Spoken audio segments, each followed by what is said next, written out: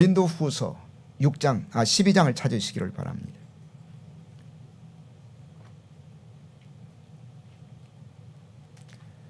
자, 6절부터 10절까지 한 절씩 교독하도록 하겠습니다. 고린도후서 12장 6절에서부터 10절까지 한 절씩 교독하도록 하겠습니다.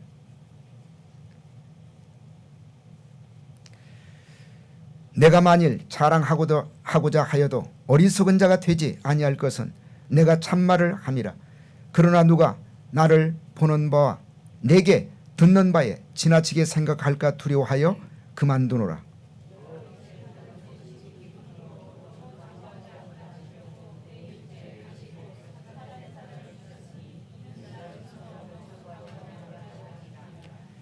이것이 내게서 떠나기 위하여 내가 3번 죽게 간구하였더니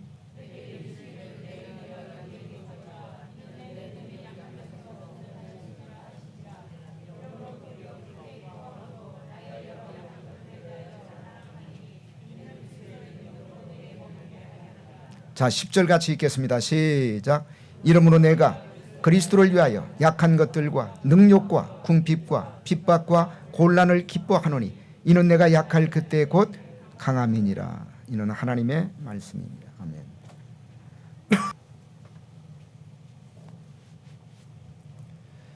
자, 우리 옆 사람 모시면서 같이 은혜를 나누시겠습니다. 참 잘 나오셨습니다. 말씀을 통해서 은혜 받으시기를 바랍니다. 지휘자 가운데 세계적인 명지휘자로 평가를 받았던 토스카니니는 원래는 바이올린 연주자였다고 전하고 있습니다. 18살에 교향악단의 단원이 되었는데 그에게는 육체적으로 결정적인 약점을 가지고 있었습니다. 시력이 지독하게 나빴다고 합니다. 그래서 연주 때마다 자기 앞에 놓인 악보를 보지 못해서 많은 어려움을 겪었다고 합니다. 그래서 그는 하루는 마음속에 이런 결심을 했습니다. 내가 시력이 나빠서 악보를 눈으로 볼 수가 없으니까 내가 이제부터는 악보를 전부 외워야 되겠다. 그는 그렇게 결심하고 연주 전에는 그가 가지고 있었던 모든 악보를 전부 외웠다고 합니다. 한 번은 연주를 앞두고 지휘자가 나타나지 않았습니다. 부득이 대원들 가운데 한 사람이 지휘할 수밖에 없는 상황이 찾아왔던 것입니다. 사람들이 의논한 끝에 모든 악보를 외우고 있는 토스카니니에게 지휘를 맡기는 것이 좋겠다고 결정을 했고 그는 부득이하게 지휘를 맡게 되었습니다. 그는 어렵지 않게 모든 곡을 잘 소화했고 그리고 성공적으로 지휘를 끝낼 수가 있었습니다. 이 일이 바로 토스카니니가 세계적인 지휘자로 발돋움할 수 있게 만들었던 하나의 계기가 되었던 것입니다. 하나님께서 그에게 심한 근시라는 가시를 주셨기 때문에 가능한 일이었다는 얘기입니다. 후에 토스카니니는 사람들에게 이런 간증을 남겼습니다. 어려울 때 힘이 되신 하나님께 감사하십시오. 좋은 환경이 아니라고 해서 불평하지 마십시오. 좋은 환경만이 좋은 결과를 가져오는 것은 결코 아닙니다. 아담은 에덴 동산과 같은 좋은 환경 속에서 타락하지 않았습니까? 눈물에 대해서도 감사하시기를 바랍니다. 눈물이 있는 눈으로 하나님을 바라볼 때 더 똑똑히 하나님이 보이기 때문입니다. 하나님께서는 우리가 어려운 때일수록 가까이 오셔서 우리를 보호해 주시고 힘이 되어 주십니다. 토스카니니는 음악적인 천재성으로 자신이 성공했다고 말하지 않았습니다. 근시라는 가시가 있었기 때문에 하나님의 은혜로 세계적인 지휘자가 되었느라고 모든 영광을 하나님 앞에 돌렸던 것입니다. 여러분, 사람마다 겉으로 보면 아무런 문제없이 살아가는 사람도 자세히 삶을 들여다보면 여러 가지 문제를 안고 아파하며 살아가는 사람들을 볼 수가 있습니다. 어떤 사람은 육체적인 질병 때문에 아파하며 살아가는 사람이 있고 어떤 사람은 자식 때문에 어떤 사람은 남편 때문에 혹은 어떤 사람은 가족 때문에 가시처럼 고통을 느끼며 살아가는 사람이 있습니다. 어떤 사람은 가난 때문에 또 어떤 사람은 인간관계 때문에 아파하며 살아가는 사람들을 볼 수가 있는 것입니다. 삶을 살아가는데 아프게 만드는 것을 바울 사도는 가시라고 표현하고 있습니다. 여러분, 가시는 눈에 보이지 않지만 그래서 작은 것이지만 본인에게는 고통과 그리고 아픔을 주는 것입니다. 오늘 본문 7절에도 보시면 바울 사도에게도 역시 가시가 있었습니다. 7절 같이 한번 읽겠습니다. 7절 말씀. 자, 고린도후서 12장 7절 말씀입니다. 자, 같이 읽겠습니다. 시작. 여러 계시를 받은 것이 지극히 크므로 너무 자구하지 않게 하시려고 내 육체에 가시 곧 사단의 사자를 주셨으니 이는 나를 쳐서 너무 자구하지 않게 하려 하심이니라. 내 육체에 가시 곧 사단의 사자를 주셨으니, 이 가시라는 단어가 헬라어로는 스콜로포스라는 단어를 사용하고 있습니다. 스콜로포스. 그 말은 막뚝, 말뚝 혹은 막대기, 나무 조각, 가시 이런 뜻을 가지고 있습니다. 바울의 몸에 말뚝과 같은 가시가 그리고 막대기와 같은 가시가 박혀 있다는 것입니다. 그래서 바울은 몸을 찌르는 것 같은 고통을 안고 살아가고 있었던 것입니다. 바울 사도는 그것이 얼마나 고통스러웠으면 사단의 사자라고 얘기했을까요? 그렇다면 바울이 말하고 있는 이 가시는 구체적으로 어떤 것을 가리키고 있을까요? 성경학자들은 대체로 이 육체의 가시를 바울이 앓고 있었던 고질적인 안질이었을 것이라고 추정을 합니다. 그와 같은 생각을 뒷받침하는 강력한 증거가 갈라디아 4장 15절 말씀에 기록되어 있습니다. 자, 갈라디아 4장 15절 한번 찾아보세요.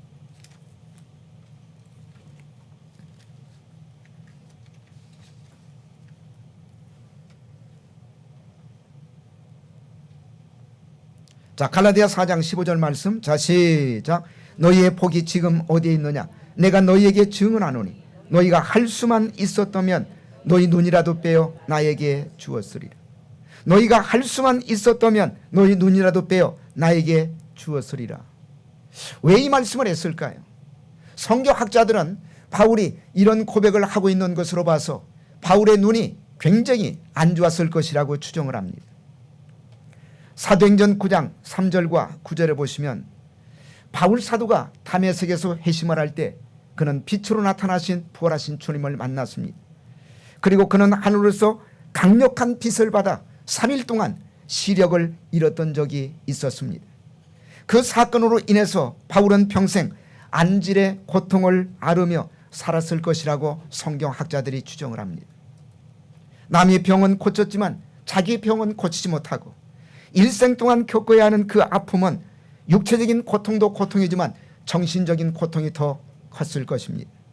결국 육체의 가시는 바울에게 있어서 결점이었고 그리고 약점이었습니다. 그래서 바울은 이 육체의 가시를 제거해달라고 하나님 앞에 3번씩이나 기도하게 됩니다. 그러나 오히려 하나님께서는 바울에게 9절에서 이렇게 말씀하십니다. 자, 9절 같이 한번 읽겠습니다. 9절 말씀. 자, 고린도후서 12장 9절 말씀. 자, 같이 읽겠습니다. 시작. 내게 이르시기를 내 은혜가 내게 족하도다. 이는 내 능력이 약한 데서 온전하여 짐이라 하신지라. 이러므로 도리어 크게 기뻐함으로 나의 여러 약한 것들에 대하여 자랑하리니 이는 그리스도의 능력으로 내게 머물게 하려 함이라. 내게 이르시기를 내 은혜가 내게 족하도다. 바울은 가시 때문에 하나님의 은혜를 깨닫게 된 것입니다. 이러므로 바울은 오히려 기뻐했어요. 가시 때문에 그가 절망하고 가시 때문에 그가 불평하고 그리고 가시 때문에 그가 하나님 앞에 원망한 것이 아니라 도리어 크게 기뻐함으로 오히려 가시를 자랑하게 되었다고 고백하고 있는 것입니다. 바울 사도에게 육체의 가시가 도리어 하나님의 은혜가 머물게 되는 하나의 수단이 되었느라고 선언하고 있는 모습을 볼 수가 있습니다. 그렇다면 사랑하는 여러분, 바울처럼 가시 때문에 고통을 느끼고 아파할 때 우리는 어떻게 해야 될까요? 본문의 말씀을 통해서 4가지 중요한 해답을 같이 생각해 보도록 하겠습니다. 첫째로는 자신을 성찰하는 기회로 삼어야 됩니다. 자신을 성찰하는 기회로 삼아야 됩니다. 바울은 이 가시 때문에 당하는 고난 가운데서 다음과 같은 깨달음을 얻었습니다. 그 깨달음이 바로 7절 말씀이에요. 자, 7절 같이 한번 읽겠습니다. 7절 말씀. 자, 같이 읽겠습니다. 시작. 여러 계시를 받은 것이 지극히 크므로 너무 자구하지 않게 하시려고 내 육체에 가시 곧 사단의 사자를 주셨으니 이는 나를 쳐서 너무 자고하지 않게 하려 하심이니라. 다시 말씀을 드리면 하나님은 바울 자신이, 바울 사도가 교만할 수 있는 가능성을 보신 것입니다. 그래서 하나님은 바울이 교만할 수 있는 가능성을 보시고 바울이 교만하지 않게 하시려고 내게 가시의 고통을 주셨다. 이것이 바로 바울 사도의 깨달음이었습니다. 사랑하는 여러분, 바울이 얼마나 위대한 사람입니까? 바울은 신약 성경의 절반을 기록한 사람입니다. 여러분, 신약 성경이 몇 권입니까? 27권. 그 27권 가운데 거의 절반에 해당되는 13권을 기록했던 사람이 바울 사도였습니다. 뿐만 아니라 바울 사도는 기독교 교리를 체계화시킨 사람입니다. 바울은 위대한 하나님의 종이었고 그리고 신학자였습니다. 율법으로는 흠이 없고 당시에 석학으로 알려졌던 가말리알 문화의 수제자였던 사람이 바로 바울 사도였습니다. 바울은 또한 얼마나 커다란 영적인 체험을 했던 사람입니까? 여러분, 바울 사도가 했던 그 영적인 체험이 오늘 본문이 포함되어 있는 고린도후서 12장 1절에서부터 4절까지 기록되어 있습니다. 우리 같이 한번 읽겠습니다. 자, 고린도후서 12장 1절에서부터 4절까지. 자, 같이 읽겠습니다. 시작. 무익하나마 내가 부득불 자랑하노니 주의 환상과 계시를 말하리라. 내가 그리스도 안에 있는 한 사람을 아노니 14년 전에 그가 셋째 하늘에 이끌려간 자라. 그가 몸 안에 있었는지 몸 밖에 있었는지 나는 모르거니와 하나님은 아시노니라. 내가 이런 사람을 아노니 그가 몸 안에 있었는지 몸 밖에 있었는지 나는 모르거니와 하나님은 아시노니라. 그가 낙원으로 이끌려가서 말할 수 없는 말을 들었으니 사람이 가히 이르지 못할 말이로다. 자, 거기 보시면 무익하나마 내가 부득불 자랑하노니 주의 환상과 계시를 말하노라. 내가 그리스도 안에 있는 한 사람을 아노니 14년 전에 그가 셋째 하늘에 이끌려간 자라. 여러분, 14년 전에 그가 셋째 하늘에 이끌려간 자라. 누구를 얘기하고 있을까요? 바울이 지금 자기 자신을 얘기하고 있습니다. 그런데 바울이 직접 나라고 얘기하지 않고 마치 제3자처럼 얘기하고 있습니다마는 바울 자신의 경험을 얘기하고 있는 거예요. 여러분, 바울이 얼마나 영적인 체험을 했냐면 그가 셋째 하늘까지 올라갔다 왔어요. 셋째 하늘. 그리고 그 셋째 하늘은 4절에 보시면 낙원이라고 말씀하고 있습니다. 우리가 소위 얘기하는 천국까지 갔다 왔던 사람이 바로 바울 사도예요. 그리고 그가 셋째 하늘 낙원 천국에 갔을 때 그는 이런 고백을 하고 있습니다. 4절에 보시면 그가 낙원에 이끌려가서 말할 수 없는 말을 들었으니 사람이 가히 이르지 못할 말이로다. 얼마나 놀라운 말씀을 들었냐면 사람들에게 도저히 말할 수 없는 그런 놀라운 말씀을 내가 들었다. 그런데 바울 사도는 그런 체험을 하고 난 다음에 바로 다음날 사람들 앞에 자기의 체험을 얘기한 것이 아니에요. 14년 동안 침묵을 지키고 있었어요.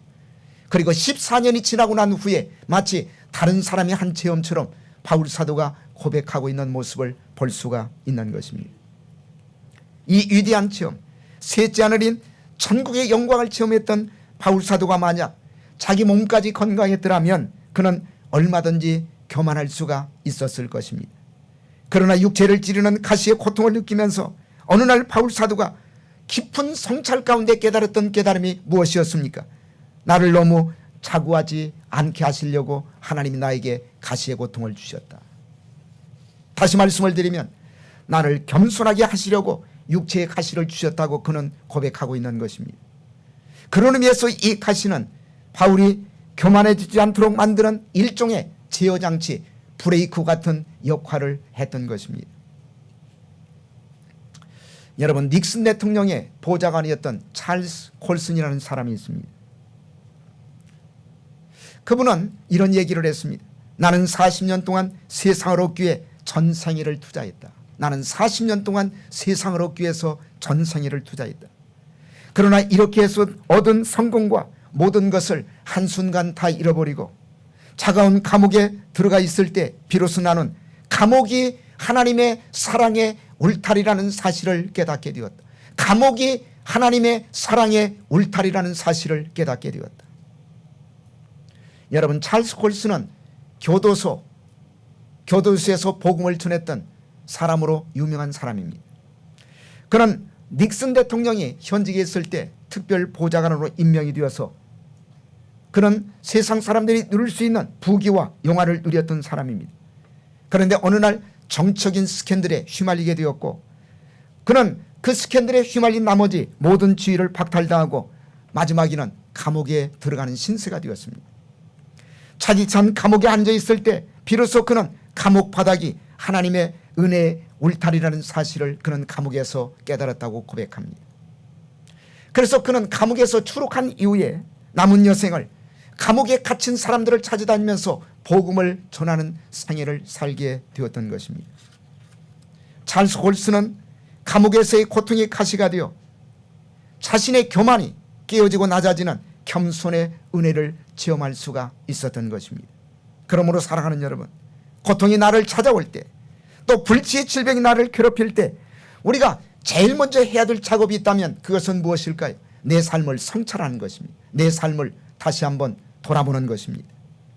우리가 바쁠 때, 그리고 우리가 열심히 살아갈 때는 사실 우리는 우리 자신을 잊어버리고 살아갈 때가 많습니다. 그러나 한순간 내 삶 속에 폭풍이 찾아오고 그리고 내 삶 속에 환난이 찾아왔을 때 비로소 우리는 내 실상을 바라보기 시작합니다. 그러므로 우리에게 찾아오는 사고나 고통이라고 하는 것은 그런 의미에서 자기 자신을 살펴볼 수 있는 자기 성찰의 기회라고 생각합니다. 고린도전서 11장 27절과 28절에 보시면 성찬에 관련된 말씀이 기록되어 있습니다. 자, 저와 여러분이 성찬에 참여할 때 특별히 우리가 기억해야 될 대단히 중요한 사실을 강조하고 있습니다. 자, 고린도전서 11장 한번 찾아보세요. 자, 고린도전서 11장. 자, 27절, 28절 같이 한번 읽겠습니다.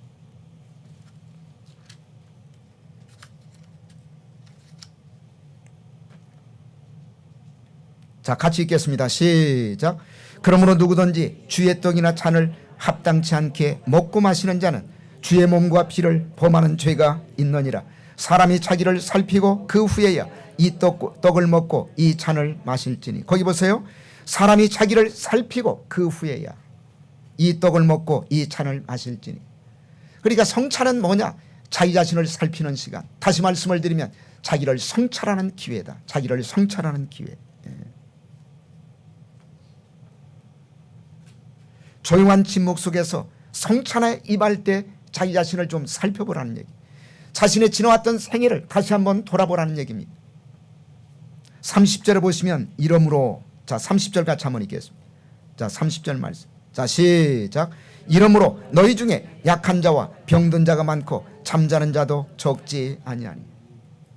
30절에 보시면 이러므로, 여러분 이러므로 무슨 뜻일까요? 자기 자신을 성찰하지 못하는 삶을 살아갈 때 그 얘기예요.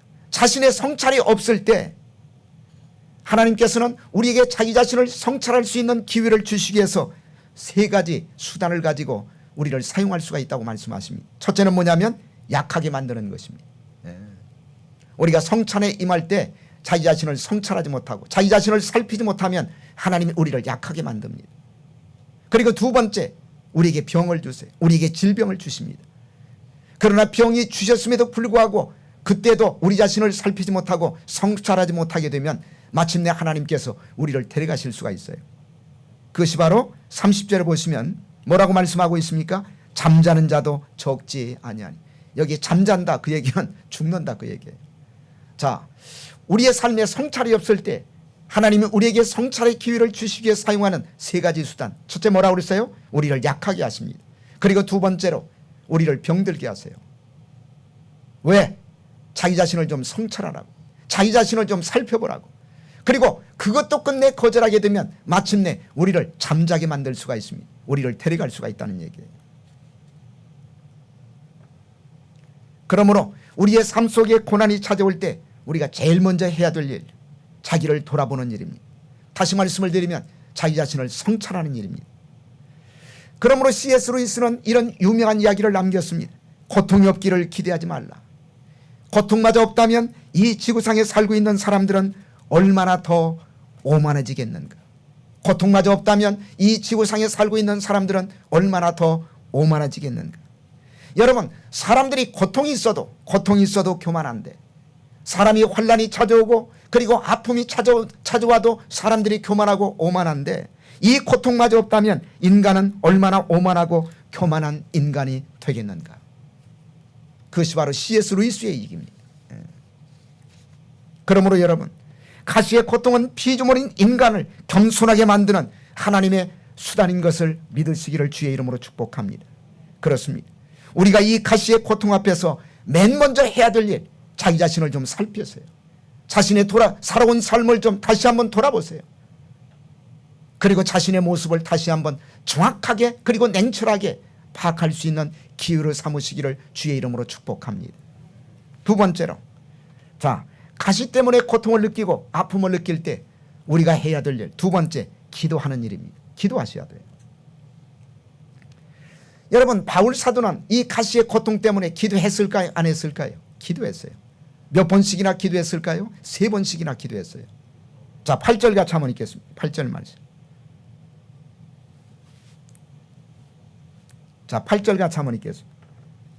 자, 12장 8절 말씀. 자, 시작. 이것이 내게 떠나기 위하여 내가 3번 주께 간구하였더니, 기도하였더니. 바울이 몇 번 기도했습니까? 3번씩이나 기도해. 여러분, 얼마나 고통스러우면 3번씩이나 같이 기도했겠어요. 그러나 우리가 이런 질문을 던질지 몰라요. 아니, 기도했지만 하나님이 안 고쳐주시지 않았습니까? 기도했지만 하나님이 안 고쳐주시지 않았습니까?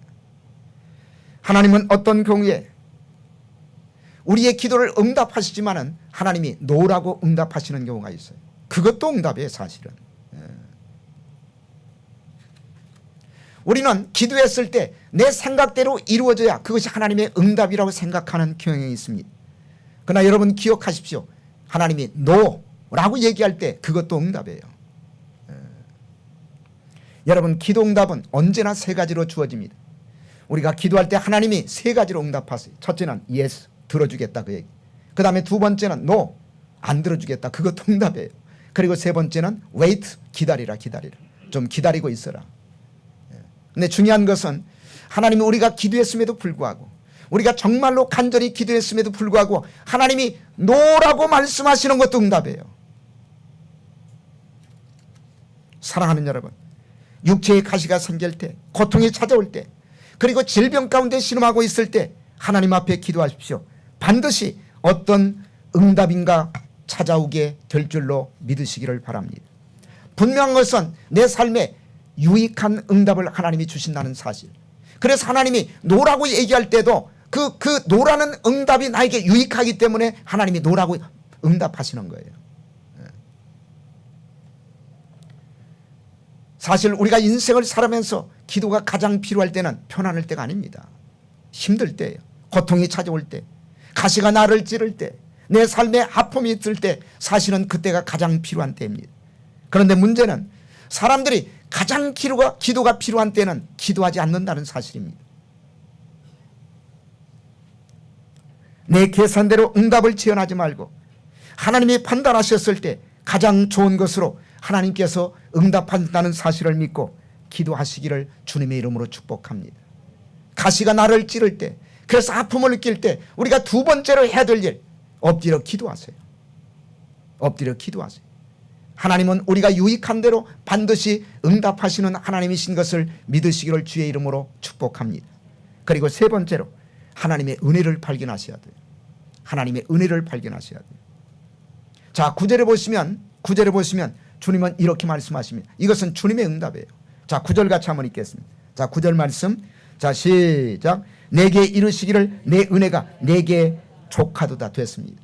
주님이 뭐라고 바울 사도에게 말씀했냐면, 가시의 고통 때문에 바울이 너무 힘들어서 하나님 앞에 3번씩이나 기도했어요. 기도했더니 주님께서 바울에게 이렇게 얘기하십니다. 내 은혜가 내게 족하도다. 내 은혜가 내게 족하도다. 여러분, 무슨 얘기입니까? 바울이 지금 가시가 찔러서 고통 가운데 있지만 하나님의 은혜는 계속 공급되고 있다, 그 얘기. 하나님의 은혜는 계속 부어지고 있다, 그 얘기입니다. 그렇기 때문에 가시가 내 삶, 나를 찌를 때, 그래서 내가 아픔을 느낄 때 계속 공급되고 있는 하나님의 은혜를 발견할 수 있기를 주님의 이름으로 축복합니다. 우리가 어떤 경우에 처한다 할지라도, 그리고 어떤 상황에 놓인다 할지라도, 여러분이 어떤 기도를 드렸다 할지라도, 여러분이 기도하고 하나님을 참으로 믿었을 때 하나님이 반드시 주시는 것이 있어요. 여러분, 병이 안 나을지도 몰라요. 가시가 계속 나를 찌를지도 몰라요. 그럼에도 불구하고 우리가 기도했을 때, 그리고 하나님을 믿었을 때 하나님이 반드시 주시는 것이 있습니다. 그것이 뭔지 아세요? 그것이 바로 하나님의 은혜예요. 은혜를 주십니다. 그리고 하나님이 은혜를 주시면 하나님이 우리와 함께 하세요. 하나님이 우리와 함께 하십니다. 자, 본문에 보시면 바울의 육체의 가시가 없어졌습니까? 안 없어졌어요. 3번씩이나 기도했는데 가시는 없어지지 않았습니다. 그러나 바울 사도는 기도의 응답을 받았습니다. 하나님의 은혜를 발견했어요. 계속되고 있는 하나님의, 계속 공급되고 있는 하나님의 은혜, 그 하나님의 은혜를 바울 사도가 발견했고, 그리고 하나님의 은혜를 발견했을 때 하나님이 바울 사도와 함께하고 있다는 사실도 동일하게 발견했던 것입니다. 그리고 하나님이 함께 하심으로 어떤 결과가 찾아왔습니까? 가시가 계속 찌르고 있지만 그 고통에도 불구하고 버티고 견딜 수 있도록 하나님이 도와주신 거예요. 버티고 견딜 수 있도록 하나님이 도와주신 것입니다. 바울 사도가 기도했을 때 하나님은 그 가시를 뽑는 것으로 응답하지 않았습니다. 하지만 그 가시의 고통에도 불구하고 버티고 견디고 인내하면서 여전히 하나님의 일을 감당할 수 있도록 하나님이 도와주셨다는 사실입니다. 하나님이 그렇게 응답하시는 케이스들이 많아요. 자, 히브리서 11장 35절에서 38절까지 같이 한번 읽겠습니다. 자, 히브리서 11장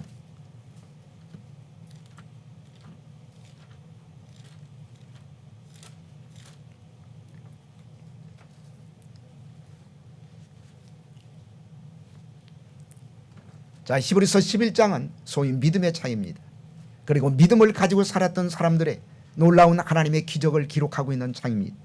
그런데 35절부터 한번 보세요. 35절부터 38절까지. 자, 같이 읽겠습니다. 시작. 여자들은 자기의 죽은 자를 부활로 받기도 하며 또 어떤 이들은 더 좋은 부활을 얻고자 하여 악형을 받되 구차히 면하지 아니하였으며 또 어떤 이들은 희롱과 채찍질뿐 아니라 결박과 옥에 갇히는 시험도 받았으며 돌로 치는 것과 톱으로 켜는 것과 시험과 칼에 죽는 것을 당하고 양과 염소의 가죽을 입고 유리하여 궁핍과 환난과 학대를 받았으니 이런 사람은 세상이 감당치 못한다. 보세요. 여자들은 죽은 자를, 자기의 죽은 자를 부활로 받기도 하며 또 어떤 이들은 더 좋은 부활을 얻고자 하여, 거기 보세요, 악형을 받되 구차히 면하지 아니하였으며. 여러분, 악형을 제거시키는 것만이 하나님의 은혜가 아니에요. 어떤 경우는 악형을 받게 만들어요. 그러나 그 악형을 받을 때 그것을 견디고 버티게 만드는 하나님의 은혜가 또한 역사할 수가 있다는 얘기입니다.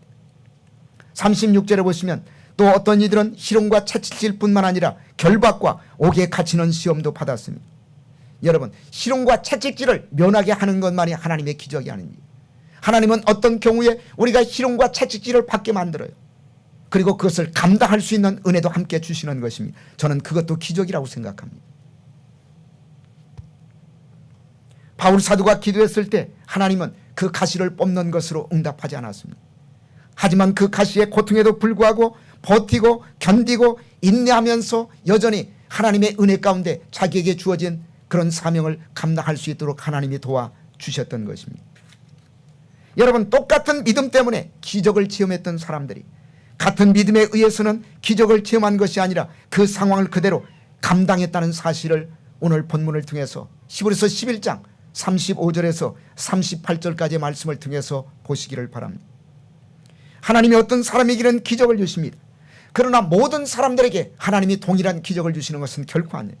어떤 사람에게는 고난이 그 사람에게 유익하기 때문에 그 고난을 허용하시면서 이 상황을 당하게 하시면서 그 상황을 견디게 하시는 쪽으로 하나님이 역사할 수가 있다는 얘기예요. 여러분, 이런 사람은 세상에 감당치 못합니다.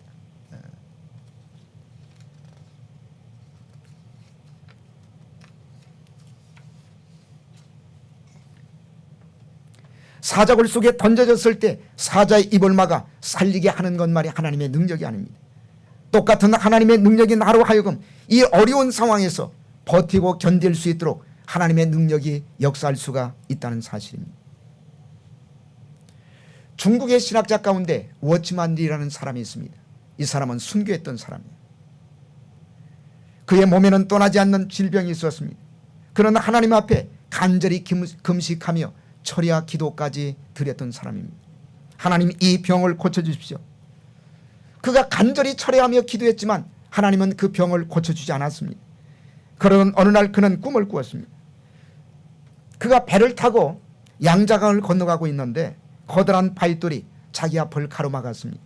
그래서 배가 지나갈 수 없는 상황에 직면했던 것입니다. 그는 꿈에 무릎을 꿇고 하나님 앞에 기도했습니다. 하나님, 이 바위돌을 옮겨주십시오. 그래야 이 배가 지나갈 수가 있지 않겠습니까? 그랬더니 하나님이 말씀하십니다. 워치만 리야, 이 바위돌을 옮겨주랴 아니면 강물이 넘쳐서 넘어가게 해주랴. 이 바위돌을 옮겨주랴 아니면 강물이 넘쳐서 넘어가게 해주랴. 그 응답을 받고 난 다음에 워치만이는 꿈에서 이렇게 대답했다고 합니다. 주님, 강물이 넘쳐서 지나가는 것이 훨씬 낫겠습니다.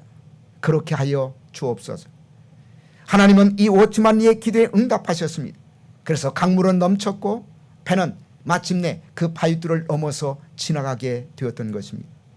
그는 꿈을 깨고 난 후에 무릎을 꿇고 하나님 앞에 이렇게 기도했다고 합니다. 하나님, 내 속에 있는 바위돌과 같은 가시를 빼주지 않아도 괜찮습니다. 하나님, 내 속에 있는 바위돌과 같은 가시를 빼주지 않아도 괜찮습니다. 은혜로 넘치게 하옵소서. 은혜로 넘치게 하옵소서. 하나님께서 은혜로 넘치게 하시면 내게 있는 가시를 넘어가게 될 줄로 믿습니다. 하나님이 은혜를 주시면 가시가 없어지지 않는다 할지라도 하나님이 은혜를 주시면 은혜의 강물로 이 가시를 넘어가게 될 줄로 믿습니다. 사랑하는 여러분, 기도할 때 하나님이 함께 하십니다. 그래서 내가 여기서 숨쉬고 있는 것, 버티고 있는 것, 살아있다는 것, 그것이 하나님의 은혜인 줄은 아십니까? 그럴 때 우리는 고통 속에서도 하나님 앞에 감사할 수가 있는 것입니다.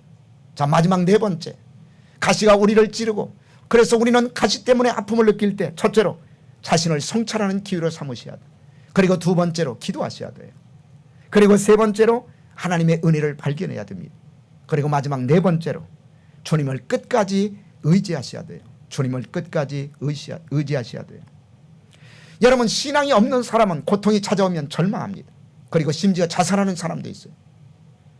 여러분, 신앙이 있는 사람과 신앙이 없는 사람의 차이점은 어디에 있을까요? 여러분, 고통은 신앙이 있는 사람이나 없는 사람이나 똑같이 찾아올 수가 있습니다. 그런데 차이점이 뭘까요? 차이점. 신앙이 없는 사람은 고통을 만날 때 절망하지만 신앙이 있는 사람은 고통이 찾아올 때 그 고통 속에서 그 고통을 짊어지고 주님 앞에 나와 주님을 믿고 주님을 의지하는 법을 배우게 되는 것입니다. 저는 이것이 신앙이 있는 사람과 없는 사람의 가장 커다란 차이점이라고 생각합니다. 신앙이 없는 사람은 절망해요. 그러나 신앙이 있는 사람은 주님 앞에 나와 그 고통을 짊어지고 주님을 의지하게 됩니다. 자, 오늘 본문 9절과 10절에 보시면 바울이 육체의 가시 때문에 느끼는 고통 속에서 깨달은 진리가 뭘까요? 이는 그리스도의 능력으로 내게 머물게 함이라. 내가 약할 그때 곧 강함이니라. 내가 약할 그때 곧 강함이니라. 여러분, 어떻게 내가 약한데 강해질 수가 있다는 고백입니까? 이것은 이런 얘기입니다. 내가 약하지만, 내가 가시 때문에 내가 약하게 되었지만 그럼에도 불구하고 강하신 주님을 의지할 때 우리는 약하지만 그러나 강한 자가 될 수가 있다. 강한 자가 될 수가 있다. 강하신 주님을 의지할 때 우리는 강하게 될 수가 있다. 그 얘기입니다. 그렇습니다. 가시의 고통 때문에 내가 약하게 되었고 그래서 내가 강하신 주님을 발견하고 그분을 의지할 수가 있다면 오히려 나는 약할 때 더 강한 자가 될 수 있다는 역설의 진리를 우리에게 선언하고 있는 것입니다. 그렇다면 사랑하는 여러분, 가시는 반드시 저주는 아니에요.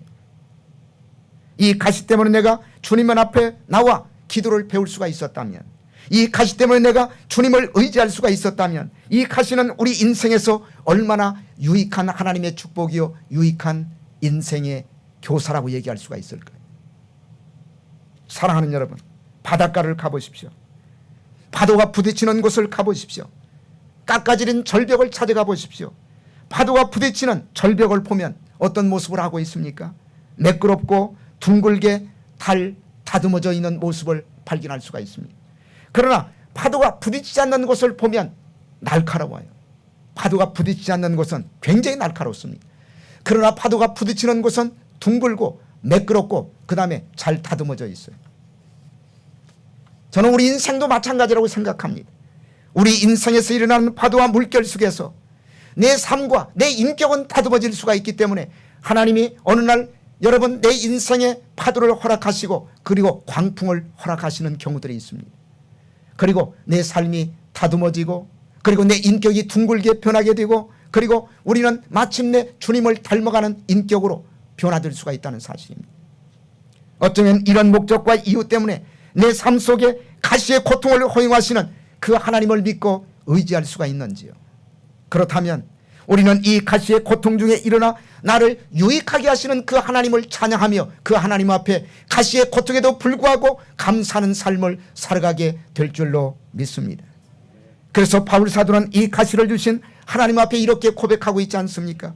내가 그리스도를 위하여 약한 것들과 능력과 궁핍과 핍박과 곤란을 기뻐하노니. 바울은 가시 때문에 오히려 기뻐한다고 그랬어요. 절망한 것이 아니라, 그는 가시 때문에 원망하고 불평한 것이 아니라 가시 때문에, 그 가시가 나에게 주는 유익 때문에 그 유익을 발견하고 오히려 하나님 앞에 나는 기뻐한다고. 그리고 나는 이 가시의 은혜를 자랑하고 싶다고. 그러면서 바울은 마지막에 이렇게 고백하고 있지 않습니까? 내가 약할 그때 곧 강함이라고. 나는 약하지만, 가시 때문에 내가 약해졌지만은, 그러나 내가 약해질 그때 강하신 주님을 발견하고 그분을 바라보고 그분을 의지했더니 오히려 나의 약함이 나의 강함이 되었다고. 이렇게 고백할 수 있는 저와 여러분의 입술이 될 수 있기를 주님의 이름으로 축복합니다. 이것이 바로 가시의 고통이 우리에게 가져다주는 은혜라는 사실을 깨달으시기를 주의 이름으로 축원합니다. 기도하시겠습니다.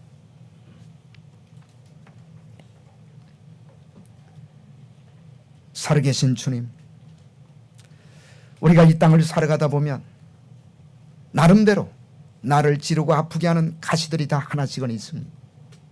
바울 사도에게도 이 가시가 있어서 하나님 앞에 3번씩이나 기도했습니다.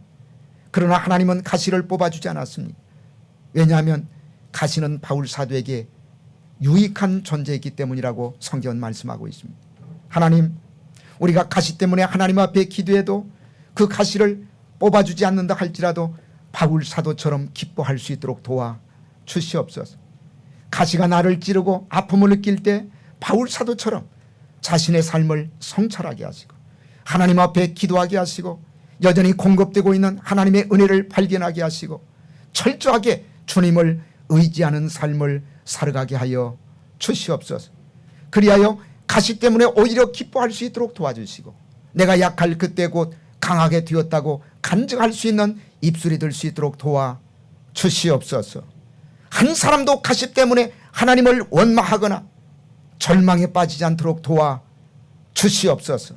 살아계신 예수 그리스도의 이름 받들어 감사하며 기도드리옵나이다.